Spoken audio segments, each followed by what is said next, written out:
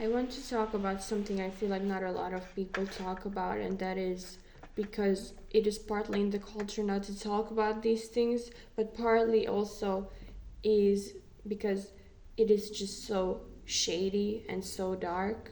And now that I have been through such an experience, I feel like I will speak for the 30 to 50 people who get into these institutions without, obviously, their own consent on a daily basis in this country in Eastern Europe where there are less than 10 million inhabitants.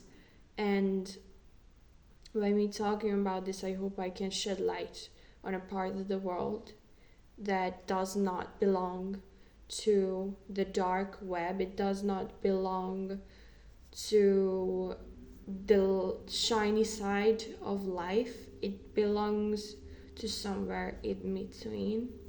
And it is definitely one of those things that you cannot blame people for once they are out of these places, unless you are about to blame the victim necessarily. But on the other hand, I do feel like we are responsible for creating our reality. This is why I'm here today. But most importantly, I do believe I had a word in going through that experience myself. And obviously, this is my life, so I am responsible for it.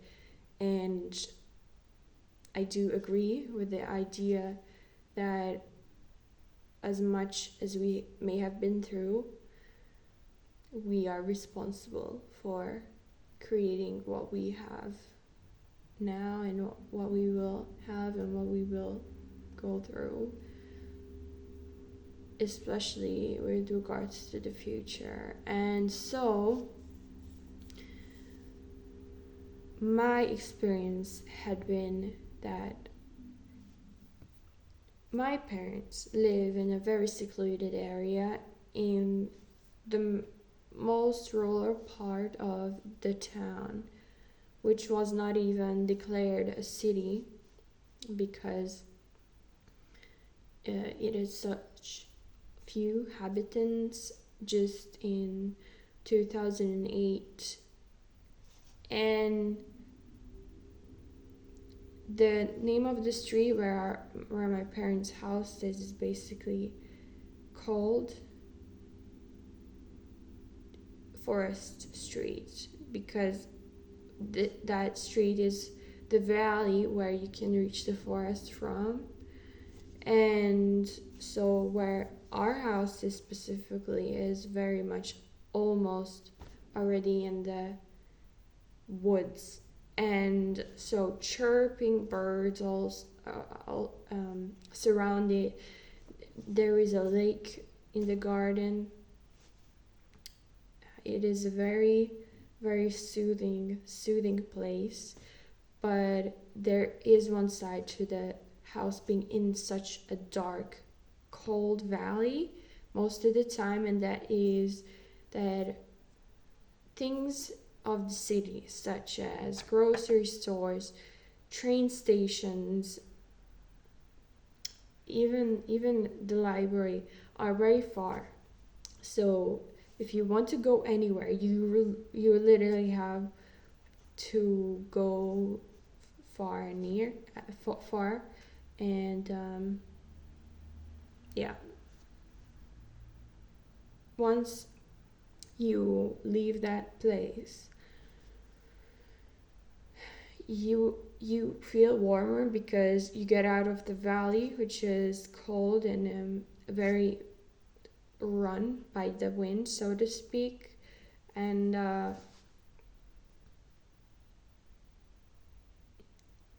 you get access to anything you want.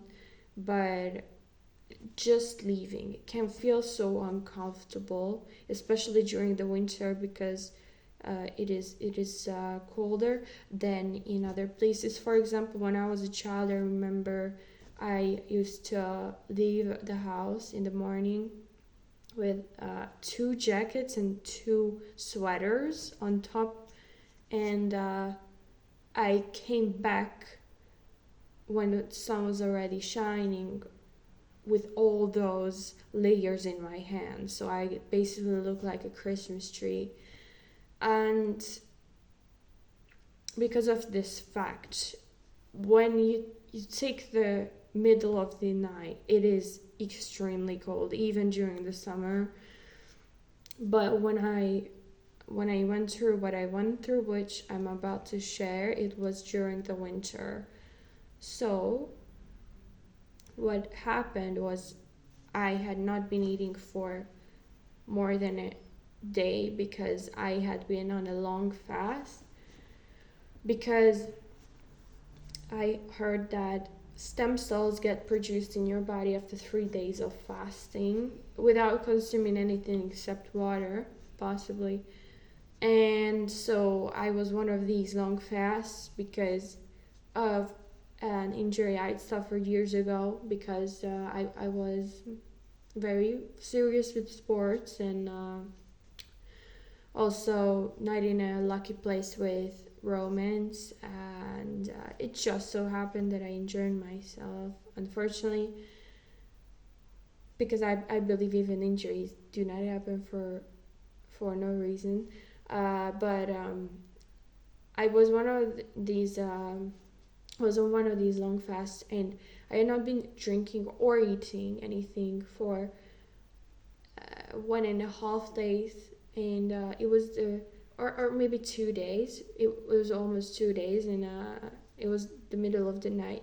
I couldn't sleep. I was in my parents' house, um, where they usually are, and I have a family history of psychiatric treatment, in the form that my grandfather used to work at a pharmaceutical company, basically making these drugs. So we in our family basically believes that the part of the reasons he went insane was because of his exposure to all these chemicals. But I mean, this makes logical sense. But the point is that he was the crazy one in the family, and not in a good way. And this is my mother's father, so he was not recognized in his life, I believe, and I just know that he had been taking pills for years before he passed. So because of this, my mother was especially preoccupied with her other family being just subject to treatment by psychiatrists and psychologists, and she even studied psychology. So she's very, how can I say, just consumed by these things. And I think she's obsessed, but even in a negative way, with people who have disabilities. And she is, since I am the last child, so basically I'm the youngest. Me and my sister have 5 years between us. Me and my brother have 7 years between us. They're both older than me. I'm much younger than them, so they flew out of the nest much earlier, and I am basically still living with them. But because of this is why because of this is a fact that my mother has so much attention pouring on to me, that I basically just had to get used to later in life, especially after 13, when my brother left the home, which is on my heart basically sank. On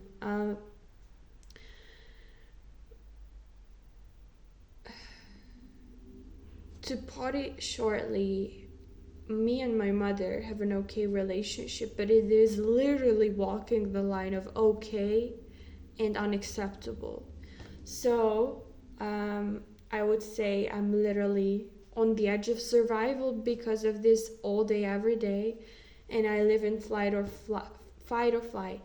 But what you need to know about long fasts is that when you do them, your body enters a state of flight or fight already. So when you don't eat or drink, obviously you become more anxious and nervous. And since my parents never ever starved in their lives,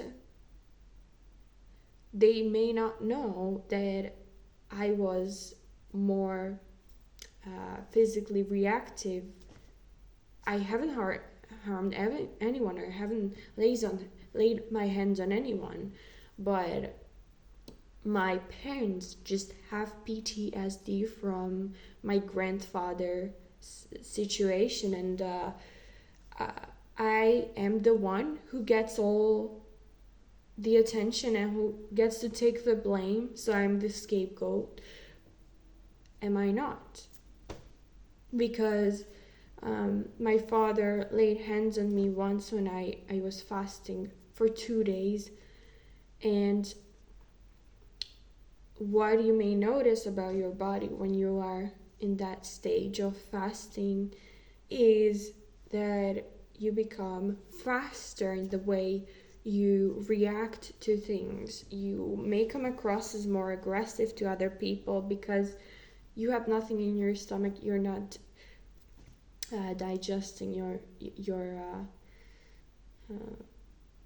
sympathetic nervous system is not active, so you are just very very fast, and that is the point of a fast, obviously. But my parents may not know this effect firsthand, so they actually might assume I'm crazy when really they are just extremely slow. And because of this, once I remember I I I got threatened by my father because he would assume violence of me towards my mother, and my mother would speak about me behind my back about how violent I may get, when in reality I have ever loved my mother. But now I just have no emotions towards her. But it's not that I want to be violent with her. I'm a woman, so my level of testosterone is like 1/10 of a man. It doesn't even make sense in that regard. Plus, my father is the one who provides for the family, and so we are supported by him physically. Why would I hurt his wife? Like, that is literally risking my own life. But obviously my mother is smart enough to talk these things out in a way to my father where he actually believes that I'm dangerous. You may think I look dangerous now because I'm wearing a mask, but it's all, like, I think anything a woman ever does that may look dangerous is due to the fact that she either has been through something that made her protect herself in this way, or she's planning something. But I'm not planning anything, so okay. Rant aside, I was on one of these long fasts on the day that the incident happened, and I left the house at 2 a.m. because I could not sleep, and I decided I would go to the other apartment, which belongs to my mother and is on her name in the neighboring town or city. And I realized that there were no trains during that time, so I had to use my vehicle my scooter, and unfortunately, what I was too impulsive to do was I had not been wearing reflective coat on top of my winter coat. And so basically, if you want to call that, I broke the law. And that's why the police stopped me in the middle of the road when I was going from that town to this town, and they called me out.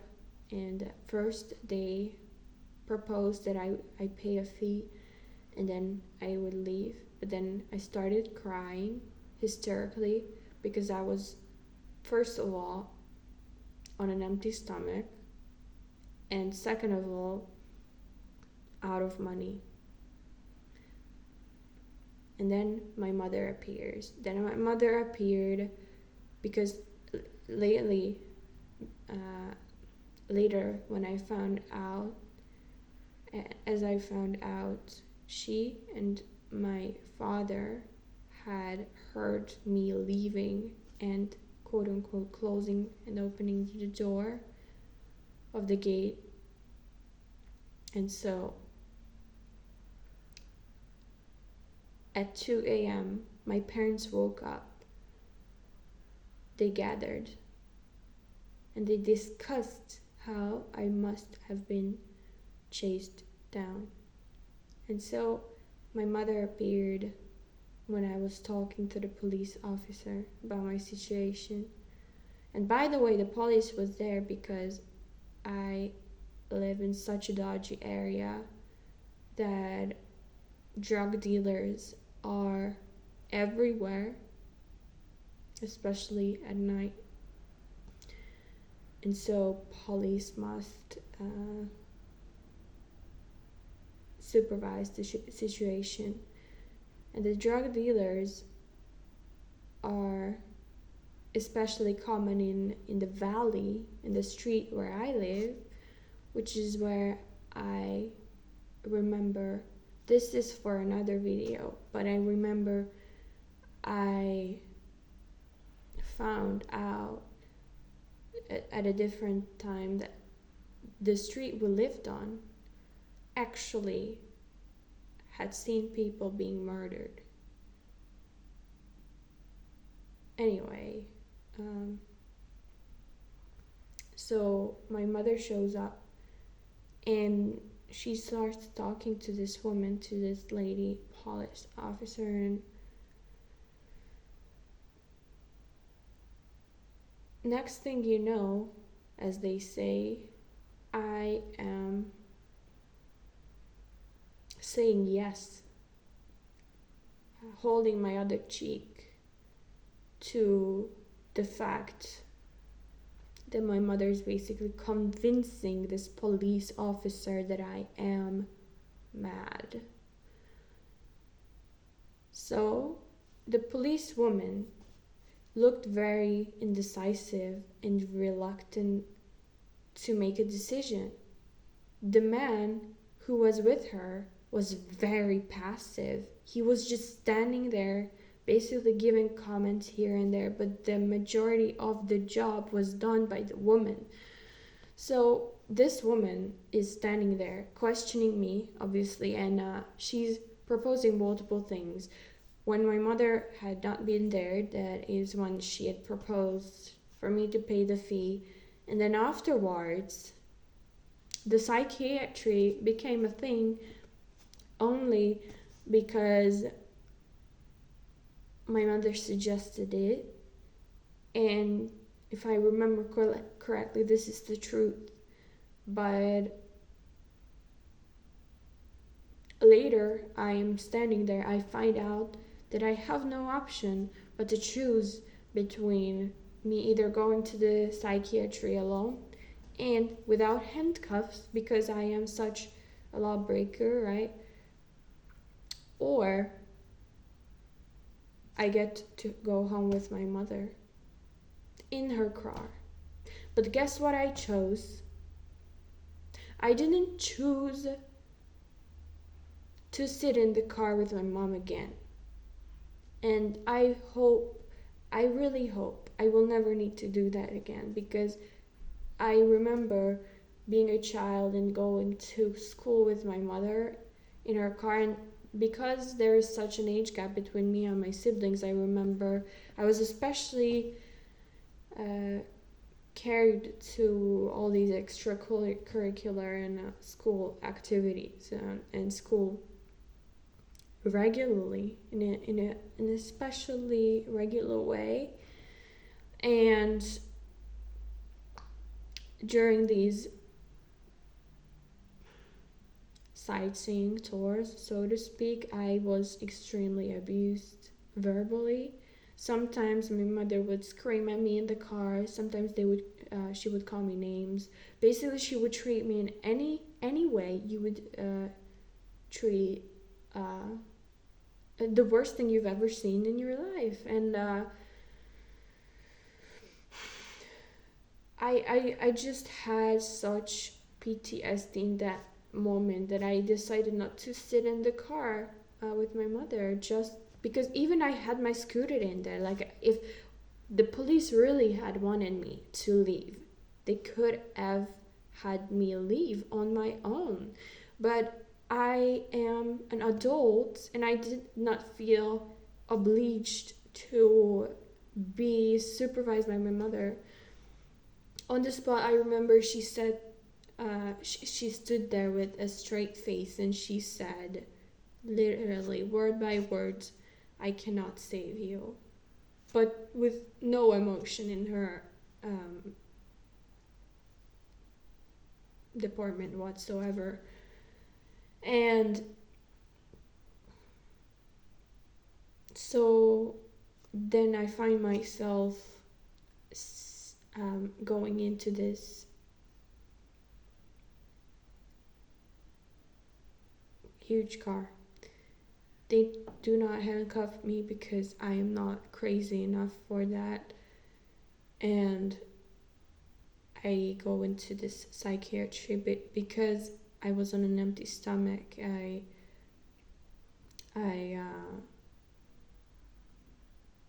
was really sensitive to the medication they gave me to calm me down, and because the first injection broke into my left part, I had been subject to receiving another entire portion of that medication on top of the half that I already received, which already made me dizzy and faint in front of them. I remember it was not intentional that I moved upon receiving the injection, hence the needle broke into my ass, but I got asked the question by the person who injected this into me, why is this good? And upon doing this, I remember he immediately said, like, with a bit less emotion in his voice, you're about to receive another one. And mind you, I was already being held by these people. Like, I couldn't hold myself by the first half portion. And what happened was, upon having received 1.5 portions of that calming substance, I had laid in bed for another 1.5 days, and overall I had not eaten for 4.5 days, because my father later reported that he saw me lay in bed and wake up extremely tired and go for water on the second day of my hospitalization in the psychiatry. Um, we called this closed class in my language, which is where people who get there from the street basically go first, and this is the place where people are so out of control that this is where they go. But I saw people there with like bribe getting in there, when this is like a psychiatry, so this guy was not even close to being mad. He was just the drug dealer. But anyway, so you may not get in these places because you yourself are judged for the way you behave with someone, which is crazy. But because like basically, as long as you have to do with drugs, I conclude you can get into this place. And this can happen to anyone. I read an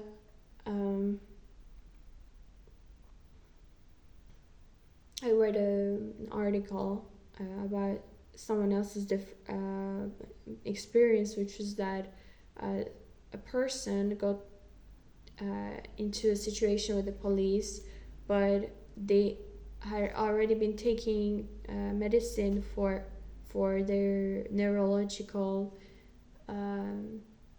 issues, but this has not to do with their being on psychiatric treatment whatsoever. And the police did not know that the two had nothing to do with each other, so they sent this person into the psychiatric unit. And this person had also been there for more than a week, because in this place, if there are holidays, so for example a long weekend, 4 days, there's no preemptive leave for people who have no reason to be there. They only let you out after they essentially discuss with you about your situation. But even when they discuss with you in a legal way, when you're there, they may say that they will do something and actually end up doing something completely different. So for example, this person I'm talking about had been there for a week when finally the law came. They had a discussion, and on the spot they told him that they would not let him out. Immediately after he confessed that he takes medicine that may not even be compatible with the psychiatric drugs that he is forced to take there. So there may be cross influences between pills, and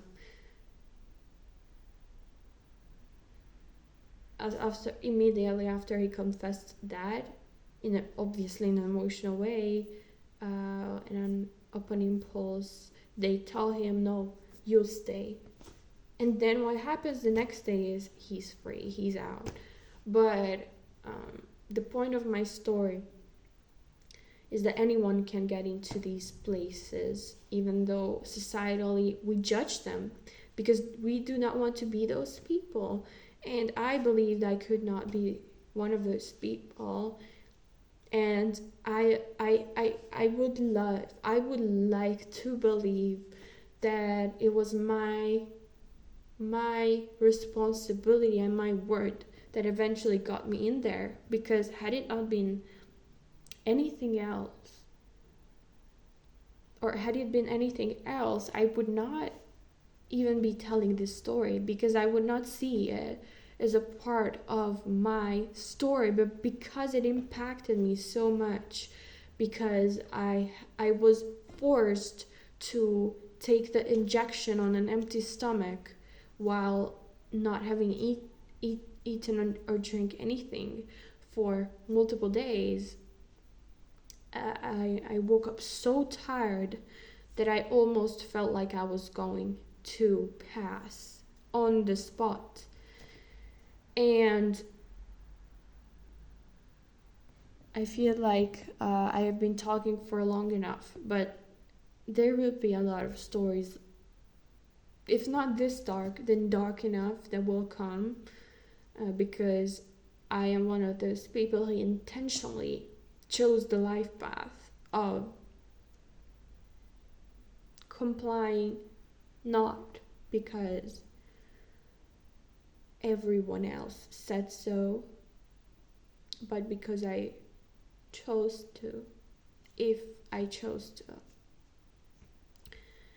I am in the lucky situation of having actual roof over my head during the night, food on my plate, plenty, and clothes on my body. And so I can tell you these things.